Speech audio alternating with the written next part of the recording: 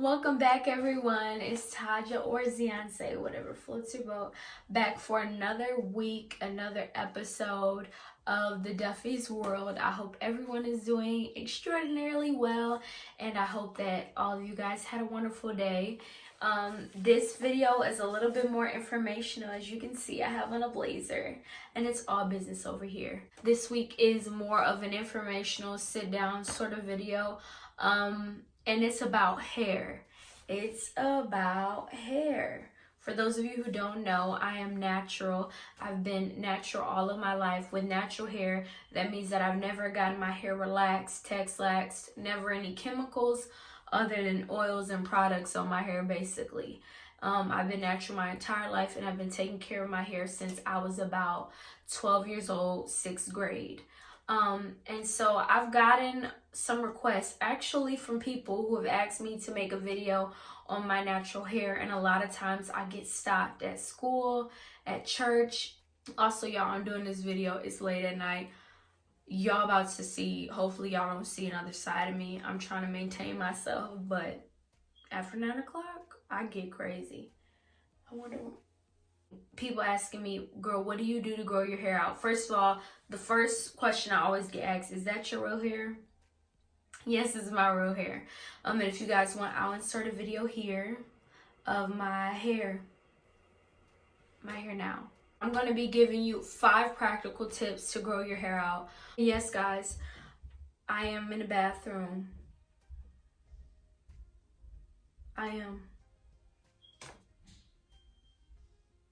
Okay, guys, so wait, before we get in, I just want to say that these are healthy hair tips that can help make your hair healthy, which will encourage growth. And I'm not saying that if your hair is short, it's not healthy. And I'm not saying if it's long, then it's not healthy. What I'm saying is that if your hair is healthy, it's more likely to grow. And if you're doing some of the right things, learning your hair, then your hair can grow healthier. Not just growing, but that is growing healthy. Tip number 1 to growing strong, healthy hair is moisture. When I say moisture, I'm talking about not being afraid of shrinkage. Wash your hair. Don't avoid water because you hate shrinkage. And I know that's easier said than done, but trust me, I used to hate my shrinkage. Spray your hair with water. First off, you'll find that a lot of these tips are overlapping. However, don't be afraid of moisture. When your hair is dry, spray it with water, put some conditioner on it, put some oil on it to seal it. Don't be afraid of moisture. Moisture is your friend. One thing my mom told me was, think of your hair as like a plant. And when she told me that, I actually been treating it like it's been a plant. Spraying it with water every night before I go to bed, not being afraid of that moisture. Buzzword. And I've seen it just sprout. Now, when I say moisture, I'm not saying soak your hair every day, all day before you go to bed. I'm just saying a light spritz on the scalp, in between your parts, on your roots. Just doing some of that before you get out, start your day. If you got a wash and go going, if you just got your fro out, get a little water in your hands and just put that in your hair a little bit. Like, it may seem so little and like so small, minute, but it makes a difference. Tip 2, embrace your hair. For so long as a little black girl, I struggle with accepting my shrinkage. Most of my friends had, their mom straighten their hair, keep their hair straight or blow dry. Whereas I would resent it when my mom would make me wear my little puffs right after washing my hair. It got real old real quick. Once I got to the age to actually start, taking note of my self-image. I didn't appreciate my curls, and so I didn't embrace them. And, even throughout my life, my adolescence, I struggle with that. I, always wanted my hair to be stretched, because I didn't like the shrinkage. I didn't like my curl texture. But I found that in recent years, once I start really accepting my hair and I'm like, you know what? We're going to work together. I found how my hair has just blossomed. Not only externally, but internally, like there's just another level of just awesomeness you unlock. And not only the earthly realm, when you start accepting things about yourself. Now that's a word. I'm not about to release it, but I'm just saying, like, imagine that when you start to make whole the things in your heart, the things that can't nobody see, people start to see the fruit of it in the natural. And so when I say that, what I mean is what you love in your heart is going to show on your face. It's going to show in every aspect of your life. You're going to shine. And so when I say embrace your hair, I mean embrace it. You know, don't talk bad about your hair. You know, I hear so many people say, oh, you got your hair pretty. I got nappy hair. Why are we saying nappy like that's a connotative description? Like, why can't we say yes? You know, if you're gonna say your hair nappy, how about you claim that? It's nappy and beautiful. Like, claim the naps. It's okay. I got them too. Naps is not something to be ashamed about. We all got naps. And if you don't got naps, then you're missing out. Embrace your hair. Every curl texture is beautiful. Every curl texture is pretty. Stop comparing yourself to other people. You don't know what they got going on. You may be liking what they got going on. They gonna like what you got going on. Just embrace your hair. Okay? Okay. Step 3 to growing healthy, beautiful hair, I would say, is deep conditioning.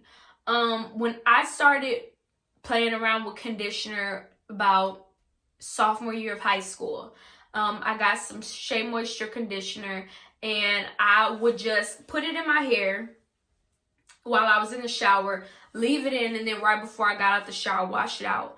And when I tell you that my hair went from like right here to like right here, I felt like I was doing something.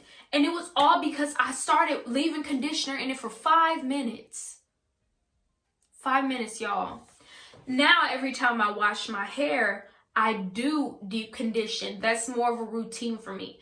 Does it hurt the minimalist natural in me? Yes, it does. But I've seen its benefits. So I use Shea Moisture conditioner. I use cholesterol. Now, that stuff is very, very strong. If you deal with very dry hair, I would suggest giving cholesterol a try. It will snap them curls back.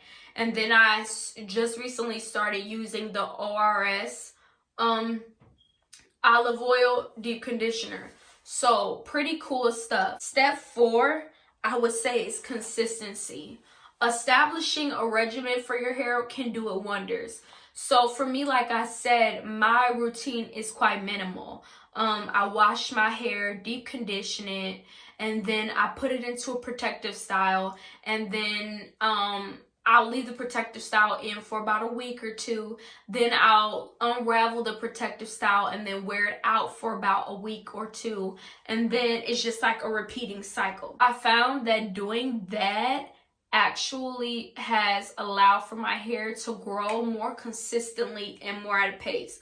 Whereas, you know, now it's not like oh, your hair had a growth spurt, what did you do? Now it's like I can kind of divvy down and be like, okay, this regimen is working for my hair, so I know it's doing me well. I hope that makes sense. If you are the type of natural that you don't like protective styles, you don't do that. Okay, that's fine. But just be consistent in your regimen with moisturizing your hair and protecting it. And I'm not just saying protective styles. I'm talking about if you gonna protect it, make sure your ends are sealed if you're wearing a braid out. You know, put some oil on that hair to seal it up a little bit.